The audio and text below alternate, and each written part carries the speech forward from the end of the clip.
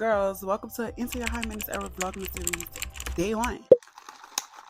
Okay, girls, today we getting out of flop era. We getting in our high maintenance eras. The vibes are high. We have on our Christmas pajamas, and I feel like I'm gonna wear pajamas every day for the series because I'm a pajama girl. We have our pajamas, we have our coffee going, we look cute, we look good, candle burning. The vibes are high, okay? So let's get out of our flop era and get into our high maintenance era, girl. Let's get close. Let's get personal. Okay, I have my notes on my phone because I need to make sure I don't miss anything. So the first thing first, we have to get disciplined. Like, it's really a non-negotiable, girls. Trust me, that's like my biggest problem. But we have to get it together because it's just never going to happen if we do not have that. If we're not disciplined, you can wrap it up, my baby. It's not going to happen for you. So we have to move past doing what we feel like doing, because it's not about what you feel like doing. It's not about what you want to do.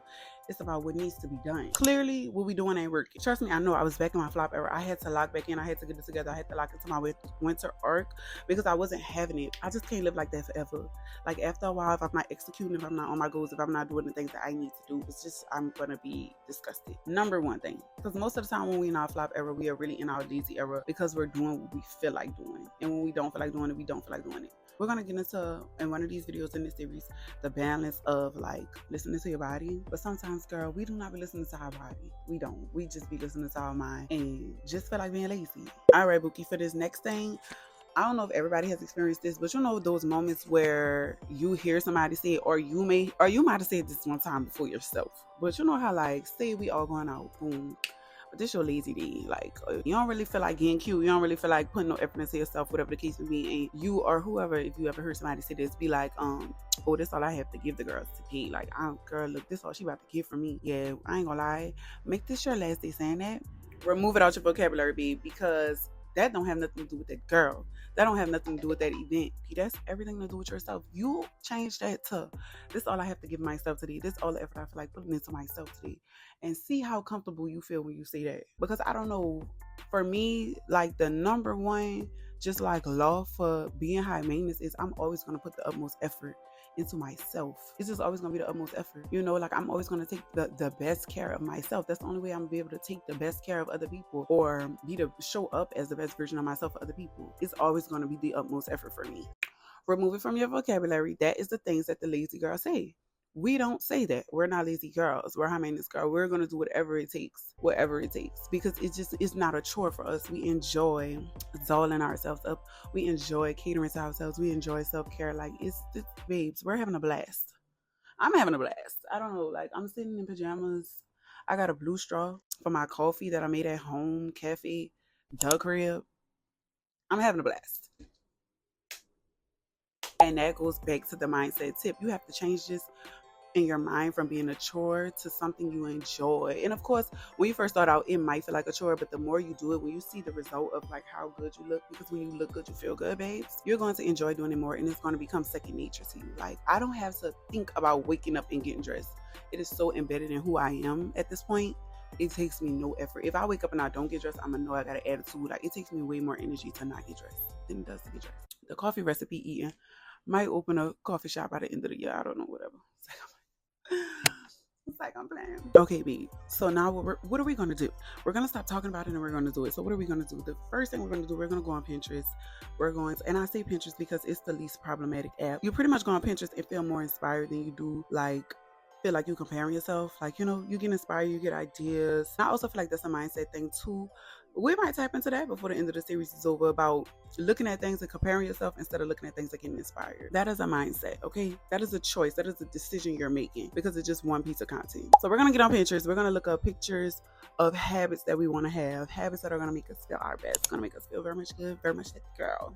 Very much high maintenance. And this will be different for everybody. For some people, it's waking up at 5 o'clock in the morning. For some people don't want to do that. Some people want to wake up when half of the day is gone. Some people want to wake up I know I'm not waking up at 5 o'clock in the morning, but I know I will.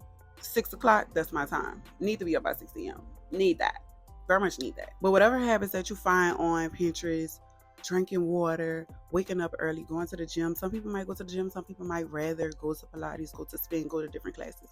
Some people might want to work out at home. It doesn't matter. Whatever those habits are for you that inspire you, that you know you want to add to your routines, you're going to find those pictures and you're going to save those to a high maintenance ever board. And we're going to make that private because this is our business. Then after you save them to your board, you're going to write those habits down, babe. And we're doing that today. We're not waiting until tomorrow. We're not waiting until January 1st. We're doing that right now. It's going to take you 5 minutes. to find a couple pictures, save a couple pictures to a board, and write it down. 5 minutes. We're doing it today. Okay, babe. Then we're going to look at our current life and see where we are and are not doing those things. We are not talking about the outcome. So don't get on this paper writing, I don't got abs, I ain't got no money. We not writing that. It's just no. Relax. We're not doing that. We're gonna, instead of writing we don't got no abs, we're gonna write put the cold drink down and pick up some water. We're going to write the habits, not the outcome. So for instance, I know that I want my skin to be much clearer. So obviously I know I don't drink enough water. So I'm going to look at a habit that is drinking more water, and I'm going to say, okay, in my life, I need to incorporate a little bit more water. In my life, I need to maybe make sure that I'm doing my PM skin routine. Right now, this is just to look and see where we are so that we can know where we need to go. Like, because I feel like sometimes people just like, oh, this is the dream life I want. Look at the dream life and then do that. Okay, well, we need to see where we already are. Where are we right now? Because I might already drink enough water and it might be something else. Like I need to change my pillowcase for the clear skin. Like, you know what I'm saying? And this is where you have to be honest. I have witnessed people lying to themselves in person. We got to be honest. If you know you ain't drinking at least 64 ounces of water, you can miss me with the pillowcase. We need to start with the water. Okay, so now we got our high maintenance error board made on our Pinterest, and we have our notebook with our habits in there that we need to add, and maybe even some habits that we need to remove. Now we're going to pick one or two of those habits that we're about to focus on for like a week or a few days at a time, depending on how easy it is for you. Like if you just need to incorporate another 10 ounces of water, you might not need a week to do that. But people like me who need to incorporate way more water in their daily routines than that, I need like a week to focus on that. But we're not going to focus on all these goals at one time, babes, because when you go cold turkey, you just don't stay consistent.